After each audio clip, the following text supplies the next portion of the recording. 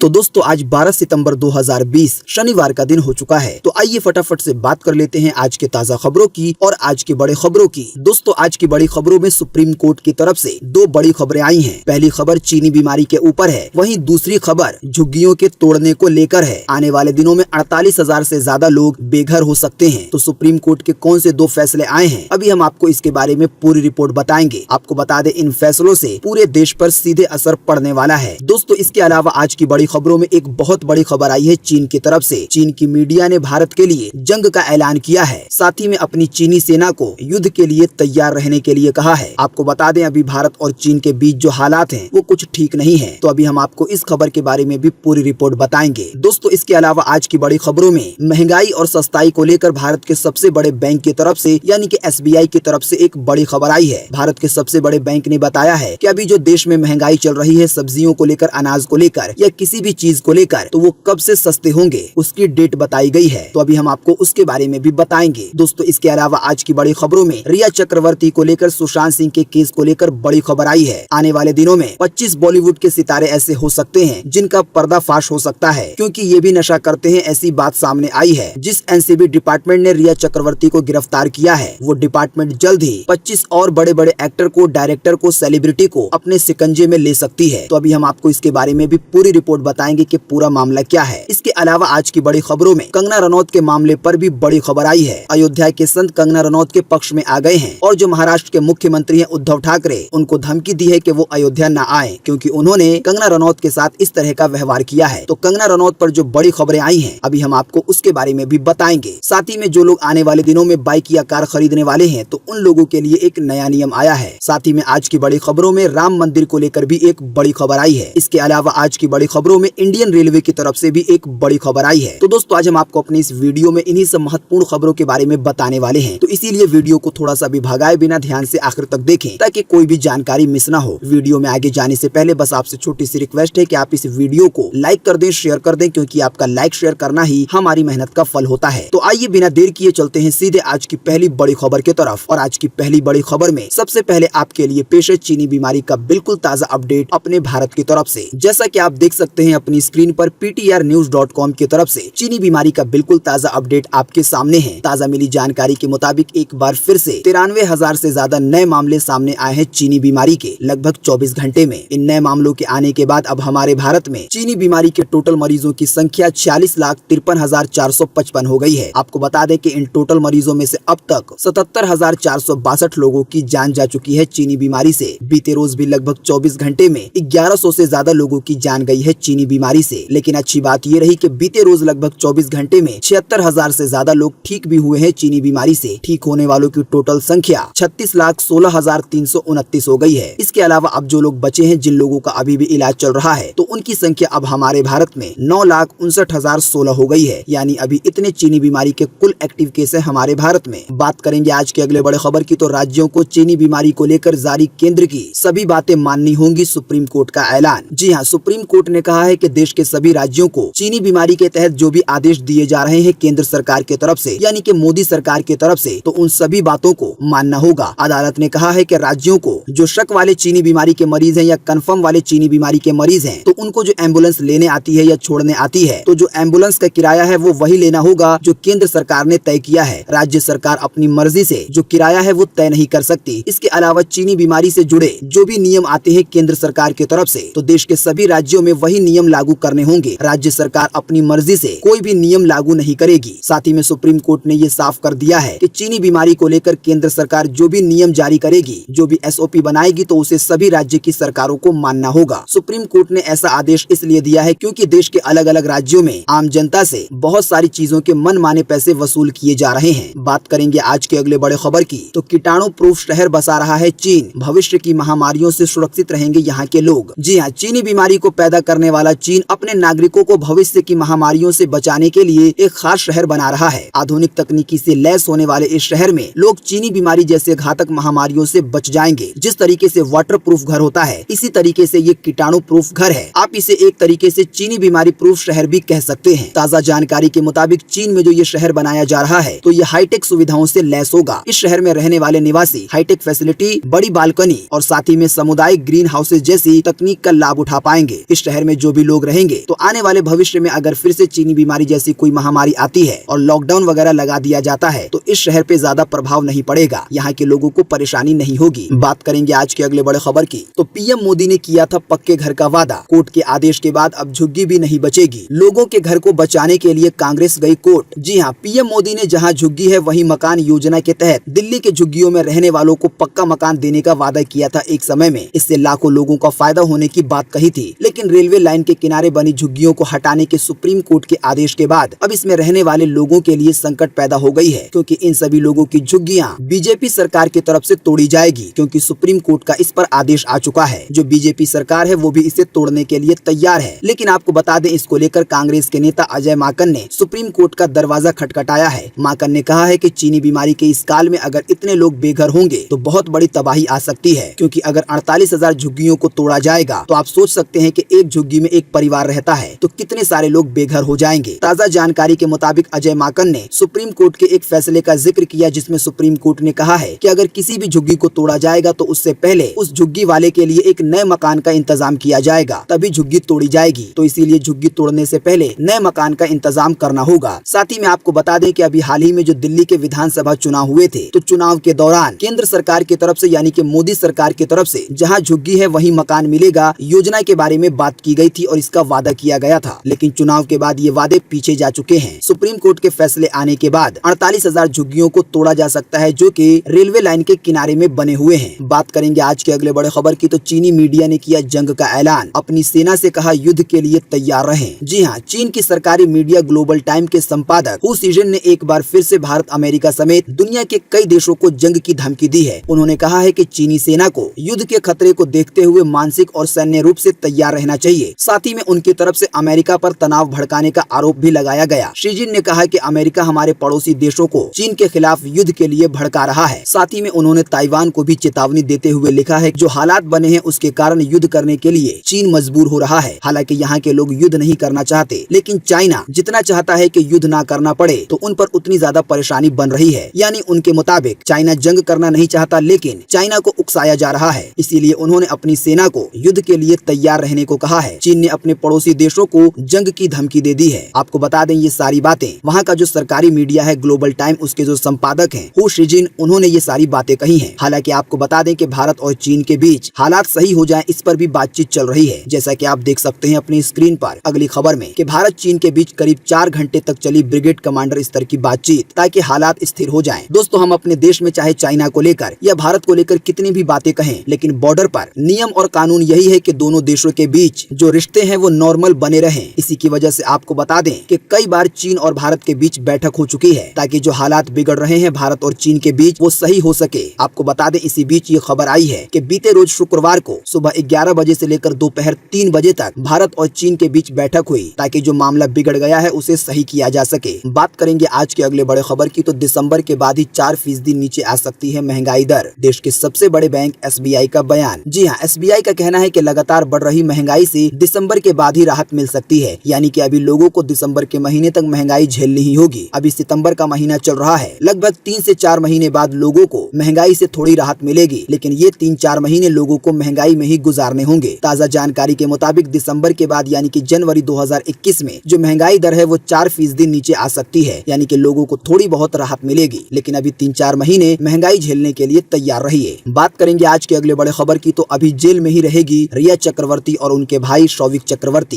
Court ने सभी आरोपियों की बेल अर्जी कर दी है खारिज। जी हाँ, सुशांत सिंह केस से जुड़े नशे मामले में जेल में बंद रिया चक्रवर्ती और उनके भाई शौविक चक्रवर्ती को एक बड़ा झटका लगा है। जेल में बंद रिया, शौविक समेत जो भी अन्य आरोपी हैं इस केस में, उनकी जमानत याचिका को मुंबई की एक विशेष अदालत ने खारिज कर दिया है। आपको बता दें, 22 अगस्त तक रिया चक्रवर्ती जेल में रहेंगी। स्पेशल कोर्ट ने ये उनकी सजा सुनाई थी, लेकिन उनको जमानत मिल जाए इसके लिए एक अर्जी डाली गई थी, लेकिन आपको बता दें कोर्ट ने उस अर्जी को खारिज कर दिया है। यानी रिया चक्रवर्ती को या उनके भाई शौविक चक्रवर्ती को या इनके साथ में और भी जो कुछ आरोपी हैं उनको बेल नहीं मिलने वाली। फिलहाल ये सभी लोग जेल में रहेंगे। इसके बाद जो फैसला आएगा तो फिर आगे कार्रवाई की जाएगी। बात करेंगे आज के अगले बड़े खबर की, तो बयान में आया 25 बॉलीवुड A-लिस्टर सेलिब्रिटी का नाम, NCB भेज सकती है समन। आने वाले दिनों में बड़े बड़े बॉलीवुड एक्टर हो सकते हैं बेनकाब नशे के मामले में। जी हाँ, एक्टर सुशांत सिंह की राजपूत की जान जाने की गुत्थी सुलझाते सुलझाते रिया चक्रवर्ती और उनके भाई शौविक चक्रवर्ती के नशे के कनेक्शन का भांडा फोड़ दिया गया। जैसा कि अभी हमने आपको बताया कि अब रिया तो जेल में है, लेकिन आपको बता दें कि रिपोर्ट के अनुसार आरोपियों के बयान के आधार पर अब नारकोटिक्स कंट्रोल ब्यूरो बॉलीवुड के 25 नामचीन सेलिब्रिटी को समन करने वाली है, यानी कि उनसे भी पूछताछ करने वाली है, उनका भी पर्दाफाश करने वाली है। जानकारी के अनुसार बॉलीवुड में चलती नशे की इस दुनिया में अभी तक 25 बड़े बड़े सेलिब्रिटी का नाम सामने आया है, जिसमें बड़े बड़े एक्टर हो सकते हैं, डायरेक्टर या कास्टिंग डायरेक्टर या प्रोडक्शन हाउस। तो नशे का ये मामला लंबा चलने वाला है, साथ ही में बहुत सारे लोगों का पर्दा भी फाश होने वाला है। बात करेंगे आज के अगले बड़े खबर की, तो खुशखबरी, लाखों पेंशन धारकों को सरकार ने दी ये सौगात। आइए बताएं क्या मिलेगा फायदा। जी हाँ, सरकार ने केंद्रीय पेंशन धारकों को लाइफ सर्टिफिकेट जमा करने के नियम में ढील दे दी है। अब कोई भी केंद्रीय पेंशन धारक 31 दिसंबर 2020 तक अपने लाइफ सर्टिफिकेट को जमा कर सकता है। आपको बता दें, वैसे आमतौर पर हर साल नवंबर के महीने में अपना लाइफ सर्टिफिकेट पेंशन पाने वालों को देना पड़ता है, ये बताने के लिए कि वो लोग जिंदा हैं और पेंशन वही लोग पा रहे हैं। लेकिन आपको बता दें इस बार चीनी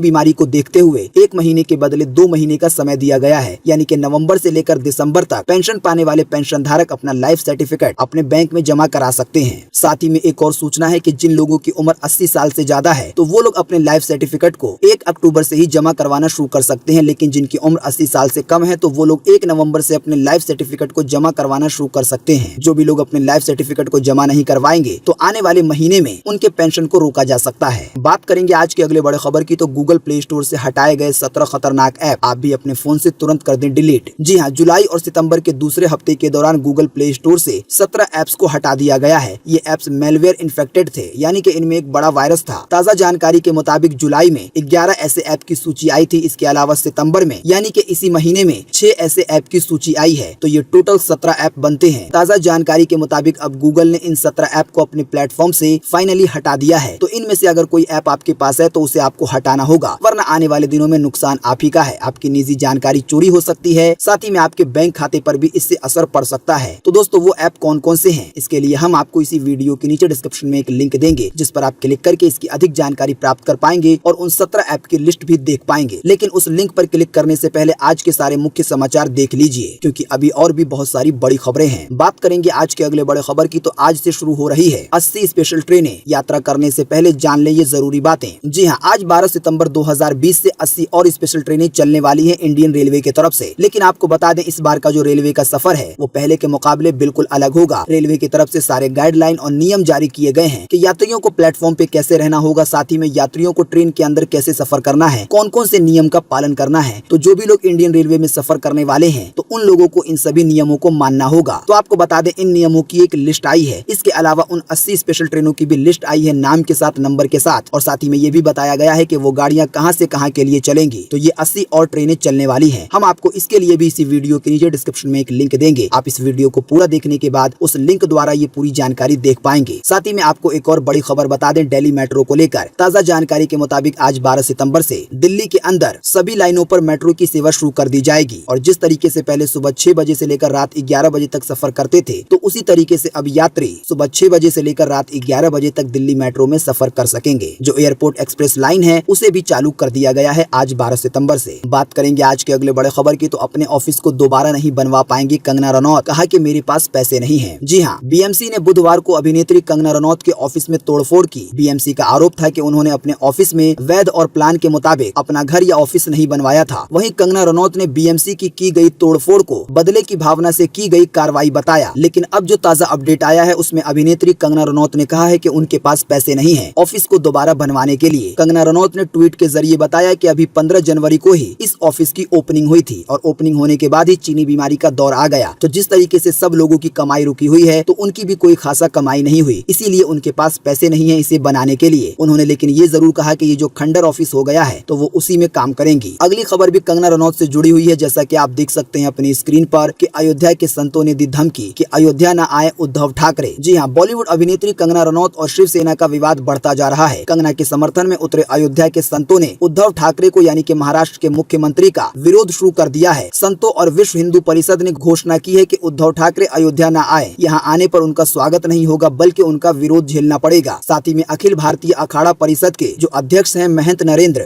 वो भी कंगना रनौत के सपोर्ट में आए हैं और उन्होंने कहा है कि कंगना रनौत देश की बेटी है। उनकी तरफ से भी उद्धव ठाकरे को अयोध्या न आने की धमकी दी गई है। बात करेंगे आज के अगले बड़े खबर की, तो भाजपा विधायक ने अमित शाह को लिखा खत कि कंगना रनौत को मिले Z+ सुरक्षा। दाऊद दाऊद के इशारे पर चल रही है महाराष्ट्र सरकार। जी हाँ, अपने बयानों के लिए हमेशा सुर्खियों में रहने वाले गाजियाबाद के लोनी से विधायक नंद किशोर ने गृह मंत्री अमित शाह को पत्र लिखा है। पत्र में उन्होंने लिखकर ये बताया है अपने दावे के मुताबिक कि जो महाराष्ट्र सरकार है वो दाऊद इब्राहिम के इशारे पर चल रही है। साथ ही में उन्होंने अपनी तरफ से ये कह दिया है कि कंगना रनौत की जान को खतरा है, इसीलिए उन्हें Y+ सुरक्षा के बदले Z+ की सुरक्षा दी जाए। आपको बता दें Z+ की सुरक्षा प्रधानमंत्री को, होम मिनिस्टर को, इसके अलावा चीफ मिनिस्टर को दी जाती है। तो यही वाली सुरक्षा की मांग भाजपा विधायक की तरफ से कंगना रनौत के लिए की जा रही है। बात करेंगे आज के अगले बड़े खबर की, तो आज 12 सितंबर 2020 को ये रहेगा मौसम का हाल। मौसम विभाग ने जारी किया है मौसम का पूर्वानुमान। जी हाँ, मौसम विभाग के अनुसार अगले 24 घंटे के दौरान केरल में, दक्षिणी और पूर्वी गुजरात में, सौराष्ट्र में, उप हिमालय पश्चिम बंगाल में, सिक्किम में, असम समेत पूर्व उत्तर भारत के राज्यों में कई स्थानों पर मध्यम से भारी बारिश की चेतावनी जारी की गई है। इसके अलावा अगले 24 घंटे के दौरान महाराष्ट्र के तटीय इलाकों में, इसके अलावा अंदरूनी भागों में, साथ ही में मध्य प्रदेश में, तेलंगाना में, आंध्र प्रदेश में, छत्तीसगढ़ में, उड़ीसा में, बिहार में, झारखंड में, गंगे पश्चिम बंगाल में, अंडमान निकोबार द्वीप समूह में, पुदुचेरी में हल्की से मध्यम बारिश की चेतावनी दी गई है, लेकिन कहीं कहीं पर इन जगहों पर भारी बारिश भी हो सकती है। इसके अलावा पूर्वी उत्तर प्रदेश में, दक्षिणी और पूर्वी राजस्थान में, आंतरिक कर्नाटका में, तमिलनाडु के भी कुछ स्थानों पर हल्की बारिश हो सकती है। जिन इलाकों, जिन शहरों के हमने नाम बताए हैं, उनको छोड़कर बाकी पूरे देश में मौसम लगभग सूखा बना रहेगा और मानसून कमजोर रहेगा। ये मौसम की ताजा जानकारी स्काईमेट वेदर की तरफ से है। बात करेंगे आज के अगले बड़े खबर की, तो महंगा हुआ गाड़ियों का रजिस्ट्रेशन करवाना, विधानसभा में नया विधेयक हो गया है पारित। जी हाँ, अब गाड़ियों का रजिस्ट्रेशन करवाना महंगा हो जाएगा। पहले के मुकाबले 2 गुना से भी ज्यादा चार्ज देना होगा। सरकार ने शुक्रवार को सदन में एक नया नियम पास किया है, जिसके तहत जब कोई गाड़ियों का रजिस्ट्रेशन करवाएगा, यानी कि पंजीकरण करवाएगा, तो उसको पहले के मुकाबले लगभग डबल चार्ज देना होगा। पहले रजिस्ट्रेशन का चार्ज 6% लगता था, लेकिन अब उसे बढ़ाकर 15% कर दिया गया है। आपको बता दें, फिलहाल ये फैसला हिमाचल सरकार ने लिया है, लेकिन आपको बता दें उनकी जो विरोधी पार्टी है, उनकी तरफ से इस फैसले का विरोध किया गया है, ये कहते हुए कि चीनी बीमारी के हालात में इस तरह का नियम लागू करना सही नहीं है, क्योंकि इससे जनता पर बोझ पड़ेगा। लेकिन सरकार जो करना चाहती है वो तो कर ही देती है। बात करेंगे आज के अगले बड़े खबर की, तो स्वास्थ्य मंत्रालय ने नीट परीक्षा के लिए जारी की गाइडलाइन। आइए बताएं आपको इसके बारे में। जी हाँ, स्वास्थ्य मंत्रालय ने नीट परीक्षा 2020 के लिए गाइडलाइन जारी कर दी है। इसके तहत जो भी छात्र हैं वो अपनी किताब, बैग, मोबाइल फोन को नहीं ले जा पाएंगे, इस पर पाबंदी रहेगी। जानकारी के मुताबिक अभी जो गुरुवार गुजरा है, उसी दिन स्वास्थ्य मंत्रालय ने 13 सितंबर को होने वाले नीट परीक्षा और दूसरी तरह के परीक्षा के लिए गाइडलाइन जारी की थी। हमने आपको उसके बारे में अपने पिछले मुख्य समाचार में बताया भी था, लेकिन नीट के लिए कुछ स्पेशल तरीके से गाइडलाइन जारी की गई है। जो भी छात्र होंगे वो लोग किताब, बैग, मोबाइल नहीं ले जा सकेंगे, लेकिन एक पानी की बोतल और साथ ही में एक सैनिटाइजर की बोतल ले जा सकेंगे। इसके अलावा फेस मास्क हर वक्त लगा के रखना होगा और 6 फीट की दूरी बना के रखनी होगी। साथ ही में ये भी खबर आई है कि छात्र आपस में किसी भी चीज की, पेन की, पेंसिल की अदला बदली नहीं कर पाएंगे, इस पर रोक रहेगी। साथ ही में परीक्षा के वक्त जो अंगूठे का निशान देना होता है, तो वो निशान छात्रों को अपने घर से ही किसी खाली पेपर पर लगा कर लाना होगा। छात्रों की पहचान करने के लिए QR कोड का इस्तेमाल किया जाएगा और सिग्नेचर पहचान के लिए डिजिटल सिग्नेचर का इस्तेमाल किया जाएगा। तो जो भी लोग नीट की परीक्षा में हिस्सा लेने वाले हैं, तो वो लोग इन सभी चीजों का ध्यान रखें। बाकी ज्यादा जानकारी के लिए हम आपको एक लिंक भी दे देंगे कि कौन कौन से नियम लागू किए गए हैं, तो आप ये सारी बातें विस्तार में पढ़ सकते हैं। बात करेंगे आज के अगले बड़े खबर की, तो बिहार पुलिस में निकली 2000 पदों पर भर्ती। जो भी लोग इस वैकेंसी की योग्यता को पूरा करते हैं, तो वो लोग कर सकते हैं आवेदन। जी हाँ, जो भी लोग पैसा कमाते हुए देश की सेवा करना चाहते हैं, तो वो लोग बिहार पुलिस की तरफ से जो भर्तियां निकाली गई हैं, उसमें आवेदन कर सकते हैं अगर योग्यता को पूरा करते हैं और अगर आपकी इसमें रुचि है, दिलचस्पी है। ताजा जानकारी के मुताबिक इस वाली वैकेंसी में 24 सितंबर 2020 तक ऑनलाइन अप्लाई किया जा सकता है। हम आपको इसी वीडियो के नीचे डिस्क्रिप्शन में एक लिंक देंगे, जिस पर आप क्लिक करके इस वैकेंसी की अधिक जानकारी प्राप्त कर पाएंगे कि कैसे अप्लाई करना है, कहां से अप्लाई करना है, कौन लोग अप्लाई कर सकते हैं। इसके अलावा भी आप और भी बहुत कुछ जान पाएंगे। बात करेंगे आज के अगले बड़े खबर की, तो राम मंदिर की बुनियाद के लिए खुदाई का काम शुरू। 24 घंटे में हो जाएगा एक पिलर का निर्माण। जी हाँ, राम जन्मभूमि मंदिर टेस्ट पाइलिंग का कार्य शुरू हो गया है, यानी कि पिलर लगाने का। इसके तहत राम जन्मभूमि मंदिर के लिए एक पिलर का निर्माण होगा। राम मंदिर का एक पिलर लगभग 24 घंटे में बन जाएगा। जब एक पिलर बन जाएगा तो इसकी गुणवत्ता और इसकी ताकत चेक की जाएगी। अगर सब कुछ सही रहा तो फिर 1199 और पिलर का काम शुरू कर दिया जाएगा, लेकिन परीक्षण में लगभग 1 महीने का समय लगेगा। साथ ही में आपको बता दें कि बुनियाद की खुदाई का काम शुरू करने से पहले मशीनों की पूजा की गई थी। बात करेंगे आज के अगले बड़े खबर की, तो एप्पल भी लाएगी फोल्डेबल फोन। इस कंपनी से कर रही है बड़ी डील। जी हाँ, आईफोन के चाहने वालों के लिए अच्छी खबर है, उन्हें जल्द ही एप्पल के फोल्डेबल फोन का तोहफा मिल सकता है। दरअसल एप्पल इन दिनों सैमसंग स्क्रीन के साथ फोल्डेबल फोन पर काम कर रही है। इसके लिए उसने बड़ी संख्या में सैमसंग को फोल्डेबल डिस्प्ले का ऑर्डर भी दे दिया है। ताजा जानकारी के मुताबिक सैमसंग का जो अभी एक फोन है गैलेक्सी Z फोल्ड, तो उसी की तर्ज पर एप्पल की तरफ से